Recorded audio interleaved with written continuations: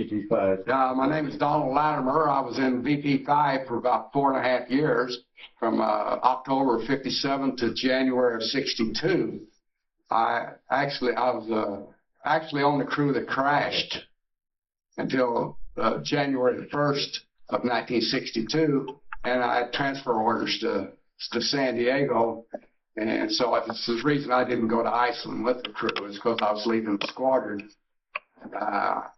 I left the squadron on January the 15th, so I knew about the crash before we left, because I think I learned about it the next day. On the 13th, they came over and notified us, at least became widely known in Rota, that we'd lost an aircraft. And of course, they were still searching.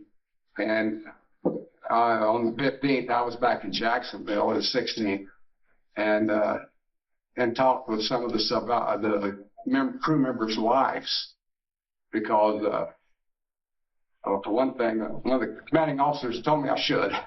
So I did, and there wasn't much you could tell them after that, that we're looking, and hopefully they'll be found.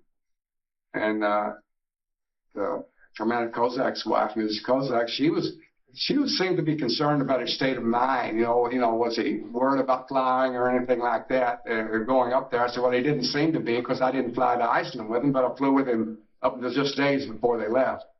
And I said, everyone said, well, they'd rather not go to Iceland, but they didn't seem to be worried about it. And so it's kind of a shock knowing the guys. And when did you find out that they had found the plane in '66? I guess in the late '70s. Another VP5 crew member came out to San Diego and told me that he'd seen a newspaper clipping where one of the guys, Rindenberg, I believe, the body had been discovered and buried or something, and had a newspaper clipping about it. I was in '66. I was still in the Navy. I hadn't got out yet. And I was in Africa, but it didn't make any of the leading newspapers or anything like Times or Newsweek. There wasn't any. I'd never heard anything about it until the late '70s sometime.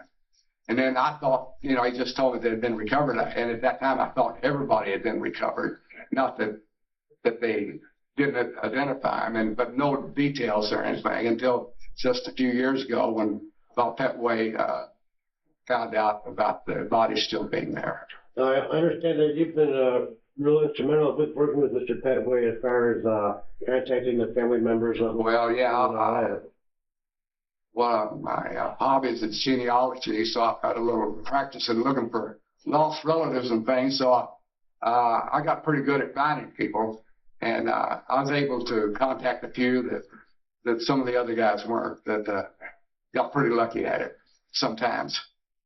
But yeah, so we've, as you probably are aware, that we've contacted all the members, or family members of the people that were on the crash right now.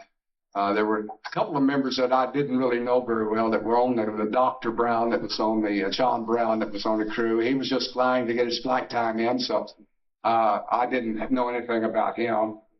And Alan Millette that just went on the crew. He actually took my place. They moved the technicians up. And so I hadn't flown with him any.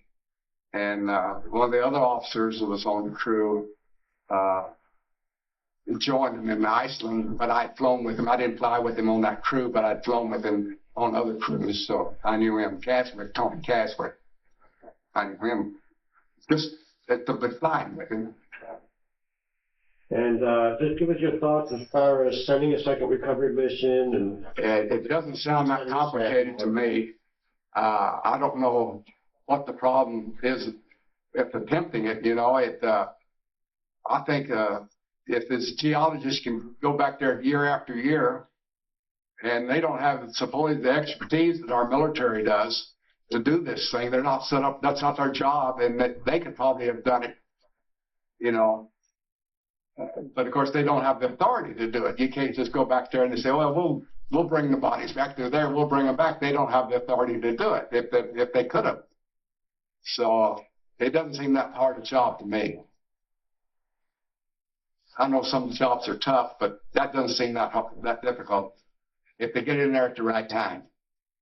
timing's going to be the big thing. I understand it's gotta be during, like a couple of months during the summer when you can have actually. Yeah, I'll leave in July, August, and maybe part of September, early part of September. That'd be it. You know, that's a small window of opportunity. You've got to get in there. Okay, is there any other comments you'd like to make? No, like I say, a lot of this went out of my mind after I got out of the Navy. You know, of course, you think about the crew occasionally, but I'd really like to see him to go up there and I knew everybody that had been flying on that crew, of course, but my closer friends, bodies were identified, but I knew the other guys too, and they ought to bring them back.